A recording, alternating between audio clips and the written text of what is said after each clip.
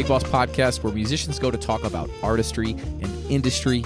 My name's Adam Meckler, and it's my mission to get you the tools to have a thriving career in music. Today I'm having a great conversation with Adi Yeshaya. Adi is the arranger for The Voice, string arranger for The Voice. He's been doing that for a handful of years, and he has worked with artists like Whitney Houston, Burt Bacharach, Aretha Franklin, Prince. And we get to hear about how he formed those relationships, how coming out of college and moving back to Israel, and then, he's originally from Israel, he's Israeli-American, and moving to eventually to Minnesota and sort of grinding it out for a really long time before he really started to get those opportunities. It was a really inspiring story. And Adi is just this incredible arranger. I got to work with him at McNally Smith College of Music. I subbed for one of his classes once, which was really humbling. He is totally the man. And we had a great conversation. But before we get there, I want to tell you about the Gig Boss app. The Gig Boss app is free on iOS and Android. It's a way for you to manage your busy musician career. You can create events, you can create groups, you can tag groups to events. You can see in your scrolling chronological feed of gigs the details of each gig, whether or not you've been paid, how much the gig pays. You can calculate mileage through that. You can go to your past gigs tabs and you can look and see whether or not you've been paid, how much a gig paid, what the details were of the gig. You can contact people via the app. You can click on somebody's phone number, somebody's email them from the app. You can click on an address and pull up Uber or Lyft. We're adding a whole bunch of stuff right now. It's totally free. Go grab it. And then let me know what you think should be on it. Without further ado, here's my conversation with Adi Yeshaya. So how's it going? Good. How are you? I'm doing good. So you're doing seminars now, like online composing, arranging clinics. Yes, What yes. What is it like? Well, it's something that COVID actually instigated, because we were sitting for a year or two and trying to figure out how we're going to move into the next stage, and suddenly discovered so many of the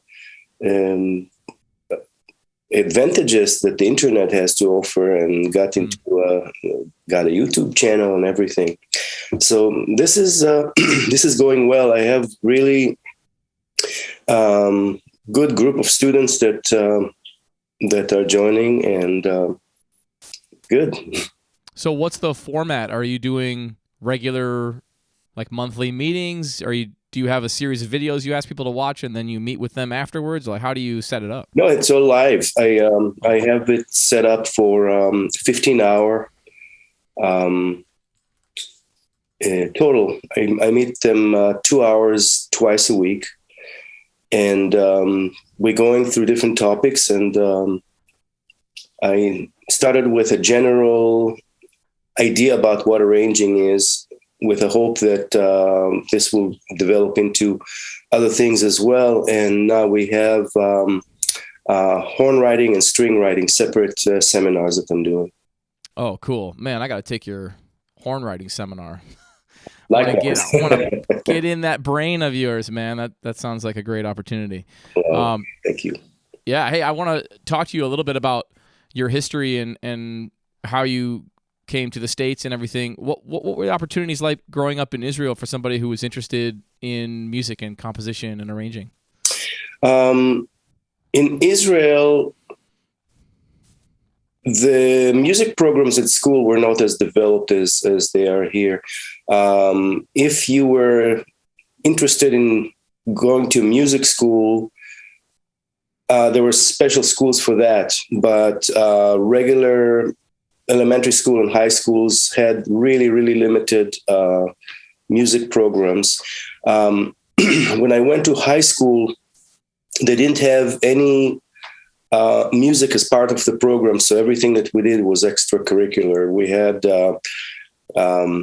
We had a concert band that was meeting at the high school, rehearsing in the afternoon, and that's basically where I cut my teeth in arranging, because I did not play a wind instrument, and I was introduced to the conductor as somebody who was trying to work on some arranging. Mm-hmm. And it started with, bring your keyboard, and I'm going to give you a flute part and a tuba part, and try to figure out how this works and what can you do in the middle. And also, interesting. Yeah. So like the high end and the low end, and then figure out how to fill it in. Right. And so, from a tuba, you get the roots and the chord structure and everything else. Yep. In addition, I was playing in a group that was kind of pop rock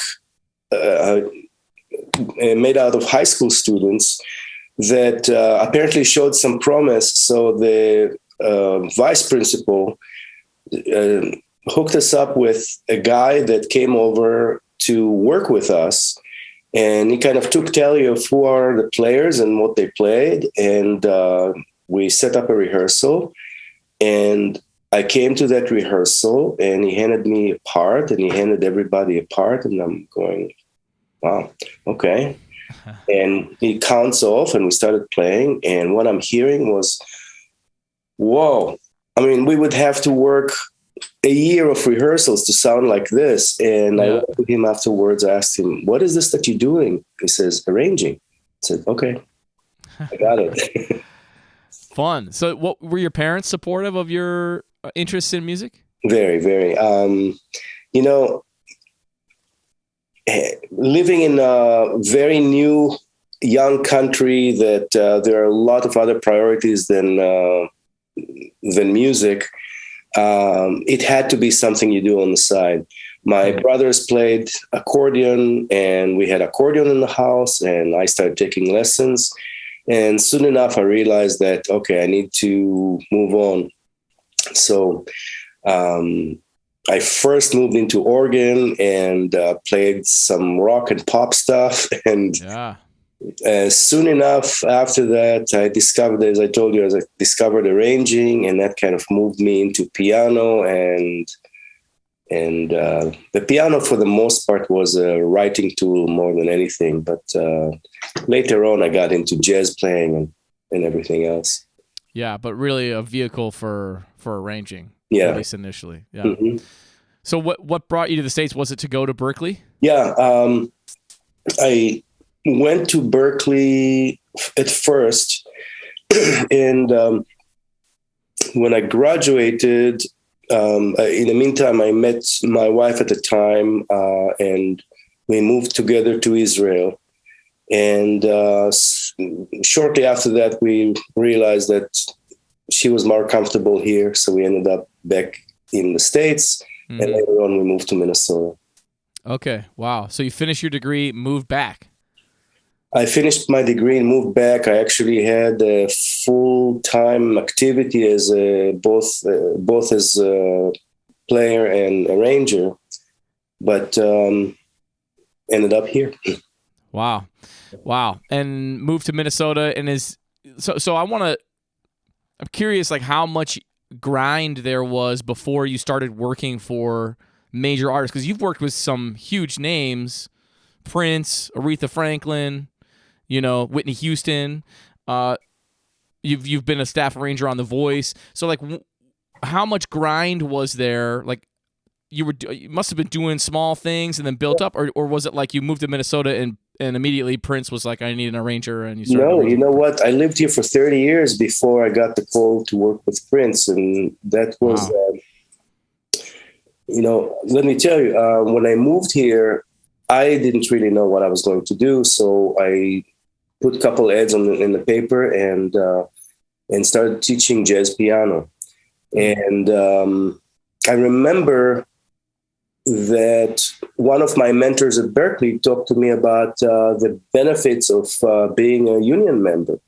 So I went to the union and I registered and got a list of names to call to try to get somewhere with writing. And that really never took off. I mean, I made a lot of calls, nothing really worked right away. Yeah. So I realized that unless I initiate something, I'm going to have to compromise and do other things. So I started initiating different musical ventures. One of them, the later one, was putting my big band together. But that didn't start right away. I found a singer that was interested in recording a CD, and that was a good opportunity for me to go to the union list that I received and to call all the first callers to do this session. And I ended up in the studio with amazing players, just reading down these charts, and everything sounds like a mix. And I could not believe I never had this kind of experience. Huh, So cool. things went sour with a client. He kind of ran away and left us hanging. But the union kind of stepped in and helped us recoup some of the money. And when they were not able to recoup all the money, they said, well, the masters are yours. Do whatever you want with that. And that's basically the story of the big band. At some point, we started playing at the Dakota every Sunday afternoon. And that went pretty nice for a couple of years. Wow. I didn't even know about that residence. I mean, I didn't move to town until I was there a little bit in 2003 for like a year as a student, but I didn't move to town until 2008 or 9. So I see. When did you finish that residency? That was between 92 and 94. Okay. Like that. Yeah, and shortly after that, I started getting calls for arranging and producing local records. We had a company that was doing all these theme CDs for Target, Compass Records. So I was doing a lot of records for them, and several singers that I was producing at the time, like Dennis Spears, Debbie Duncan, Johnson, Cookie Coleman, a whole bunch of good singers. And some of these CDs were pretty good.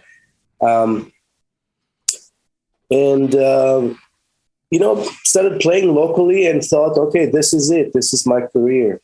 And one day I got a call from Paul Gunther, was the librarian at the Minnesota Orchestra.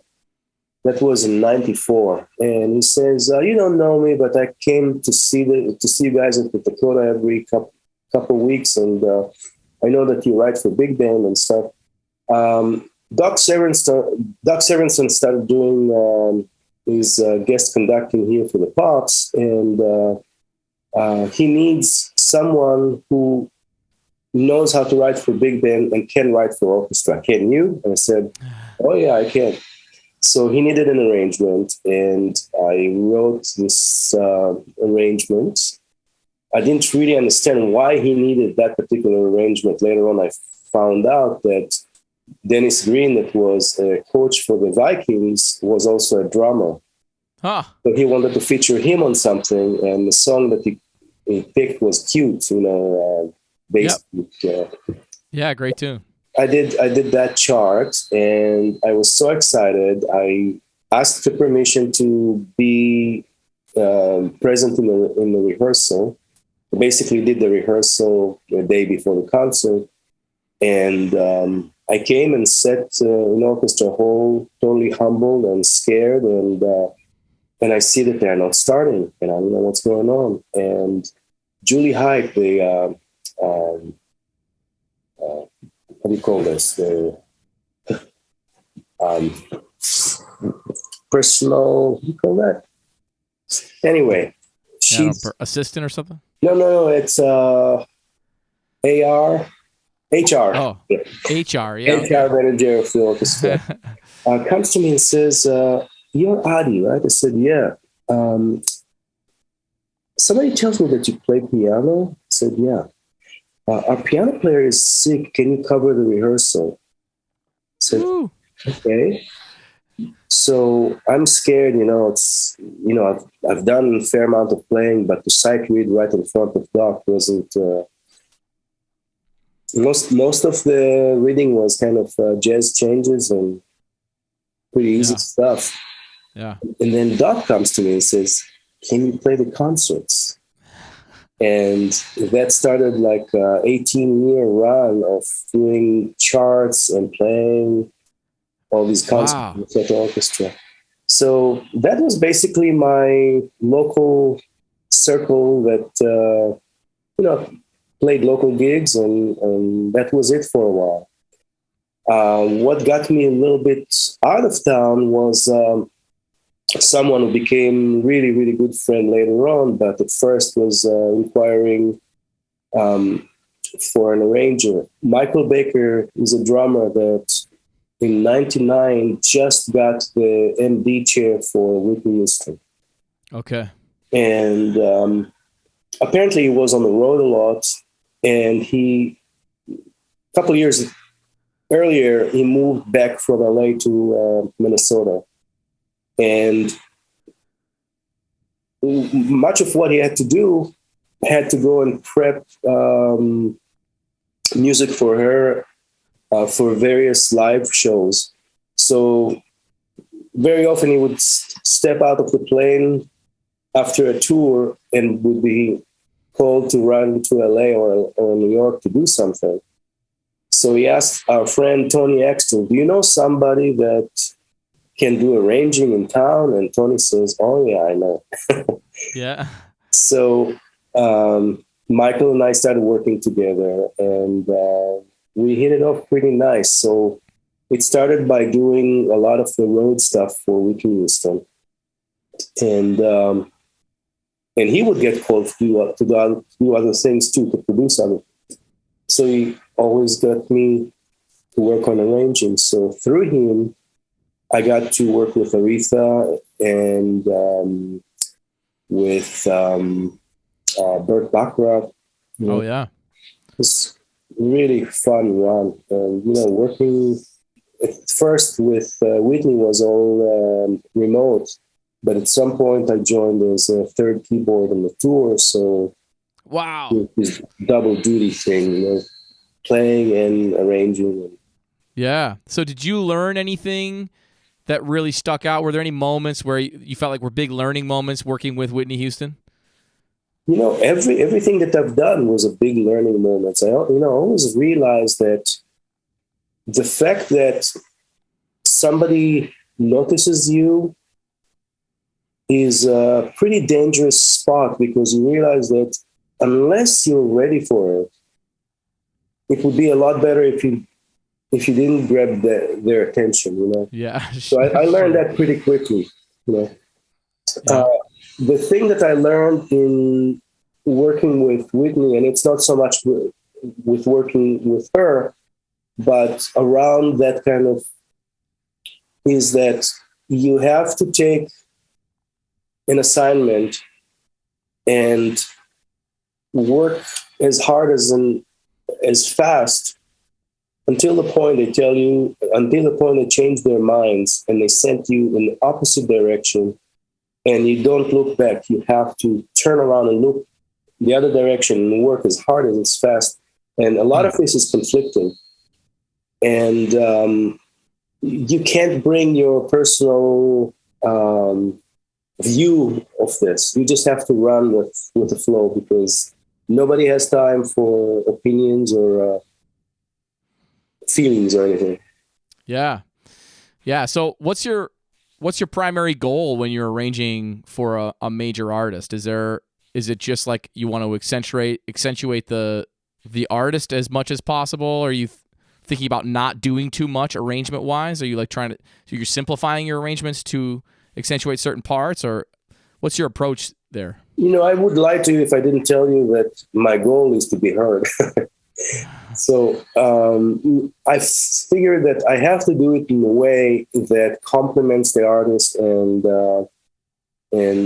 not get in the way. But as far as that goes, this is true not just for artists, but any kind of writing that you do. When you write for a big band, you try to make sure that the focal point is very, very clear. If you're featuring something, don't obstruct it with a lot of material. So there is a really interesting thing that you figure out about the freedom that you find in a small box. Because when the sky is the limit and you can do anything, it's not always very realistic. But when you're really limited to a certain kind of parameters, and you discover that a quarter note space could give you enough room to make one statement that either makes the biggest impact or really excites the audience or something. So almost like working in smaller kind of spaces. Yeah. There's that, man, that the Cold concert record, the Keith Jarrett record, where they talked. I heard some NPR story where they talk about the limitations of the piano he played on that record, and how like his brilliance combined with the limited ability of this piano created this masterpiece work, right? So like having to work with less made, it's like it accentuated his brilliance in some way. It's like, it's pretty interesting. It kind of sounds like what you're saying. I heard him on an interview with Marian McPartlin once, and she asked him about the voices that he makes when he plays, and he said the same thing, that what he's hearing is so much beyond what he's playing that sometimes creating those kind of noises is completing the picture in his mind. Which I can understand. I just I think it works so different for everyone. Yeah. Well, and then if your medium is piano and you're hearing an orchestra, I don't know, it's like you're arranging for orchestra. So when you hear all the parts, it's like you get to hear all the parts played by those instruments, right? It's like, yeah, I mean, at some point you start to realize that the orchestra is an instrument. It's it's an extension of the piano in some way. Yeah. So when did the Prince work come into play? In 2013, shortly, I'm not sure exactly what year Claire Fisher passed away, but shortly after he passed, our friend Michael Nelson sent me a text that was basically forwarding a text from Prince asking, do you know any string arranger that can continue the Claire Fisher legacy? And I'm going, why are you calling me? And it says, yeah, because I think you can do it. I said, okay, I'll give it a shot, but there's so many great people in LA and stuff. He says, no, I think you can do it. So we did one song, and shortly after that, we got to work on another song. And the second one that we worked on, Prince was present in the studio. And I thought it was a normal kind of thing. After the session, Mike Nelson tells me, that was Prince's first time to witness a string session for any of his songs, because he used to send the stuff to Claire Fisher in LA. Right. We've never been in a session, and he is blown away by the process and how it sounded. And I think we're going to do a lot more stuff. And for the following 3 years, we were just in and out of the studio with more and more material. Some of this was released, but a lot of it wasn't.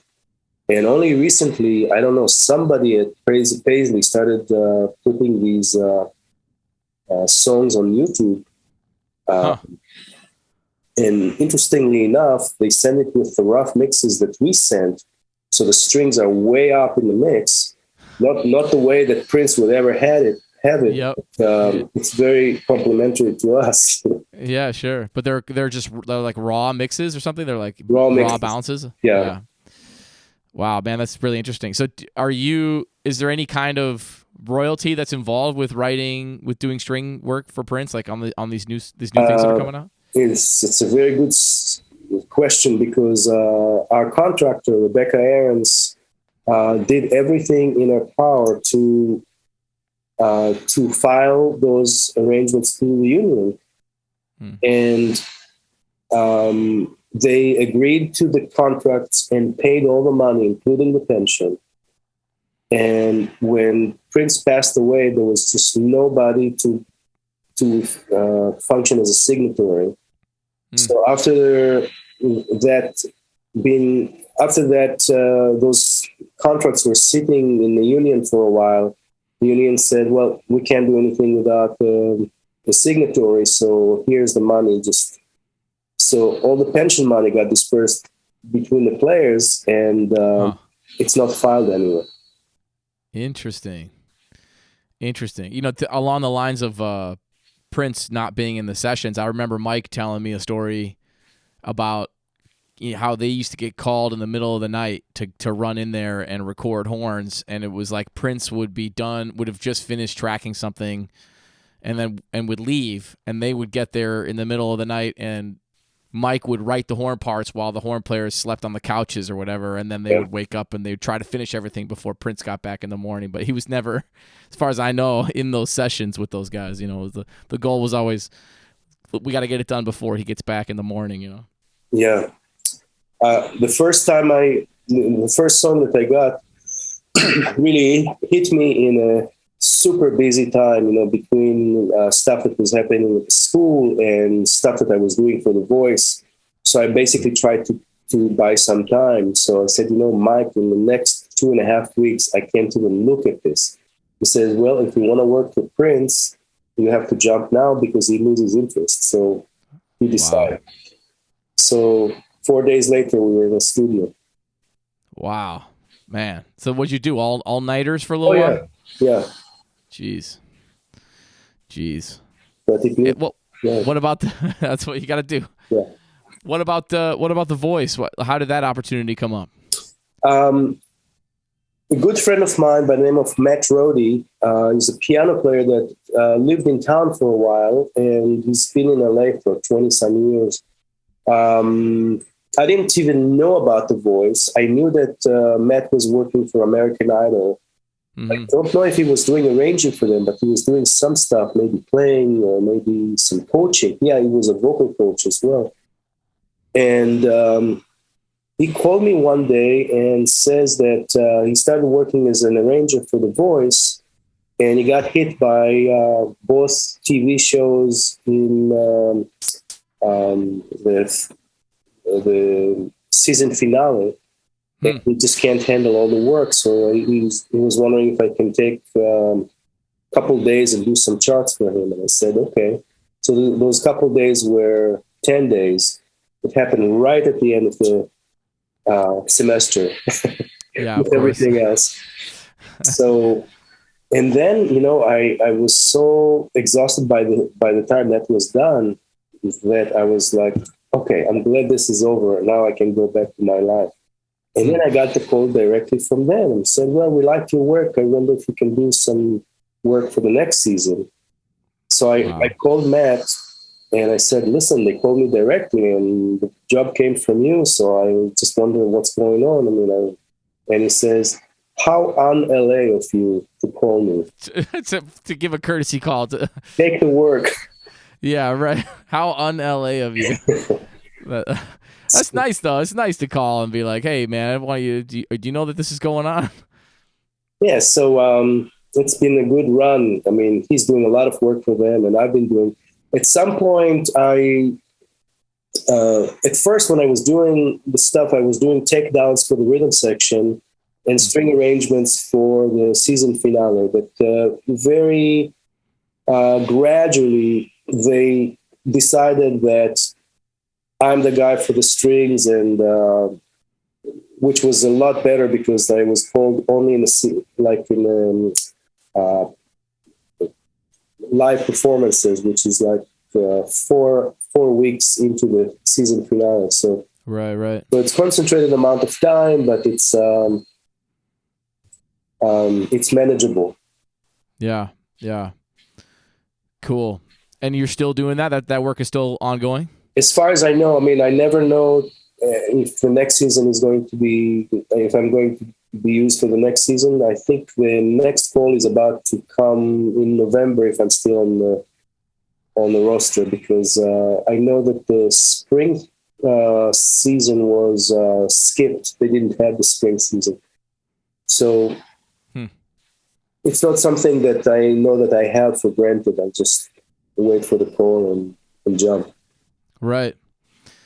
Cool, man. Man, it's really fun to hear about all those experiences. So, academia, you've been, you taught at McNally Smith College where we were together. You were obviously there much longer than I was. Berklee, did you teach at Berklee College of Music too? Yeah. Did you live in Boston during that time? I lived in Boston, and what happened was that when I got the offer to teach there, it was right in the same time when the housing market crashed here.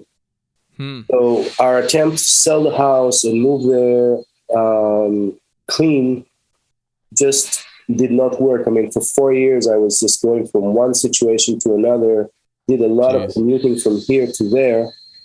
And the fact that I was offered the job from McNally all this time, at some point it found me a little weak.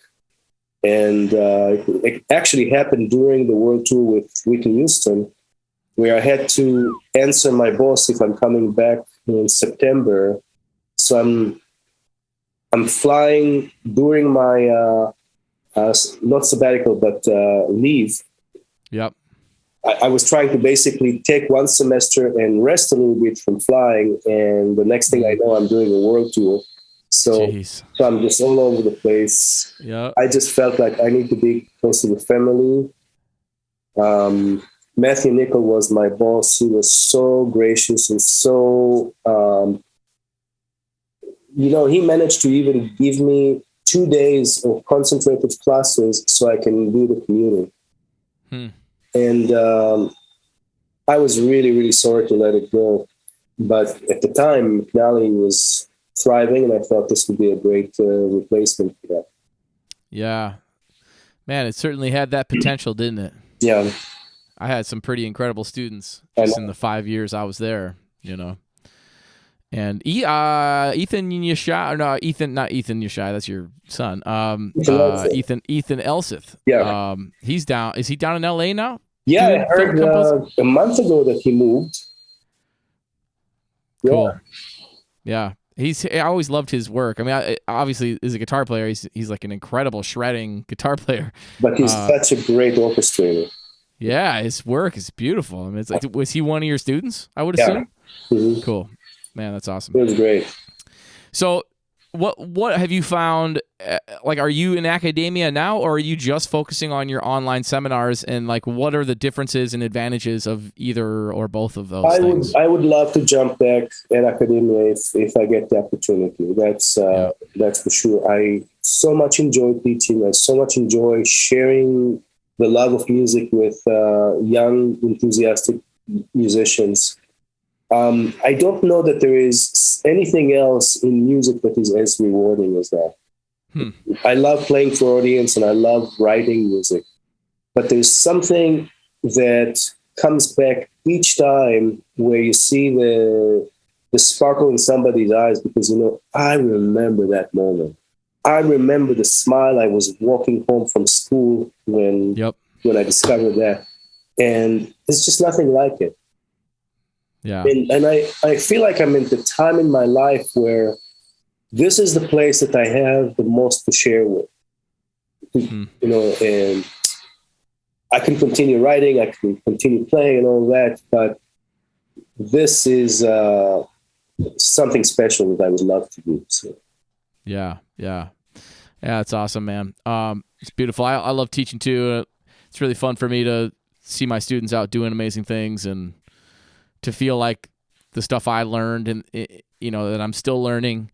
It's like I'm able to pass that on to the younger generation. And it's like I'm not even old. It's like I'm 38, so it's like I haven't been in it that long, but long enough that it feels like, man, it's nice to be able to pass some of this information on and see them succeed. Yeah, it's perfect age, and it's a perfect balance between your activities because your writing and your playing is intact, and then you are, you're living a balanced musician's life.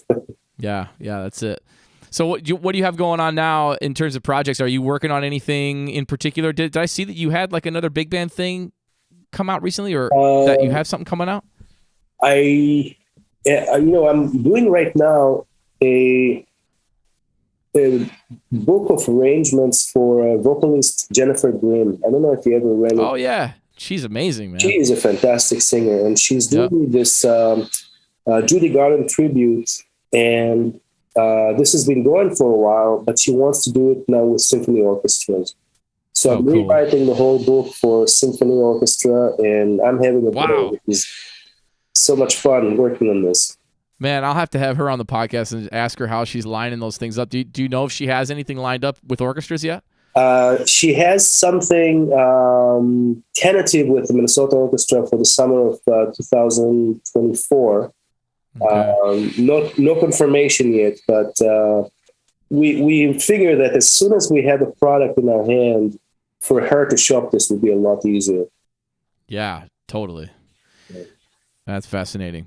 Well, thank you, man. I appreciate you taking the time. I don't have to keep you any longer. We'll put your website in the show notes. So anybody that's interested in what Adi's doing, we'll link to his seminars are on his website, and you can find that stuff. I'm eventually going to carve out some time to take your horn class, man. It sounds like... I think I'll do that. Sounds like fun. I'll take yours. Yeah, get out of here, man. I've been learning from Mike Nelson too, man. Just playing his stuff, it's been like super eye-opening, just to be reading his stuff all the time. The last 2 years I was in Minneapolis, I was over at his house recording all the time. I mean, so it was like a huge crash course. And he'd also be like, Meckler, you're not supposed to play it that way. Meckler, shorten your shorts. Like he's really kind of teaching me also how to play funk music, which was really cool. I've been thinking about you a lot because I got finally into listening to Maria Schneider, and I'm just in heaven now. Yeah, man, it's such great. I mean, like every era of her, there's so many cool things to check out from the 90s and early 2000s to today, man. Data Lords, such a cool record. Yeah. But yeah, Allegressi and Concert in the Garden and stuff from the early 2000s, killing. Amazing. I'm a big fan of now I forget the name of the record, of course, and she's not on any streaming site, so I can't look it up. She's dancing. It's a blue cover. She's got a leotard on, and she's dancing on the cover. Oh. It's got does it have Pretty Road on it? Pretty Road. It's maybe the first song. Whatever. Beautiful. It's real kind of poppy. It has this like pop sentiment to it. Oh wow! I'm kind of studying now the essential Maria Schneider. This is where I started, but yeah, cool. Very cool. Awesome. Well, thanks. I appreciate it very much. It's been fun to see Ethan's comedy and stuff too. It's been fun to going down that road. I'm a huge comedy fan, so it's been fun to cheer him on. Wow. Thanks, Adam. Yeah, man. Appreciate it. See ya. Okay. Bye. Thank you so much for listening to my conversation with Adi Yeshaya. If you're really enjoying the podcast, I would appreciate it if you would go to wherever you listen and just rate us 5 stars, like it, subscribe. We've got a YouTube channel called Gig Boss where all these videos are going with the conversations with these amazing artists and industry pros. They're all on a playlist called Gig Boss Podcast on the Gig Boss channel. The first 30 or so are on my personal YouTube page, Adam Meckler. But everything moving forward, including this one, are on the Gig Boss YouTube channel. We've got the Gig Boss Podcast Facebook page as well that you can go and you can be a part of the community, talk a little bit about this stuff. We debrief the episodes a little bit. If anybody has any questions, they can jump in and ask something, and I'll jump in and talk. So come on over there. We've got the Gig Boss app that's totally free. It's a way for you to organize your busy freelance music and band leading careers. If you're doing what I did, like leading bands, freelancing in a bunch of bands, and teaching private lessons in the afternoons, or working odd jobs or whatever, Gig Boss is meant to be a central hub for you to organize your life. Appreciate you. See you soon.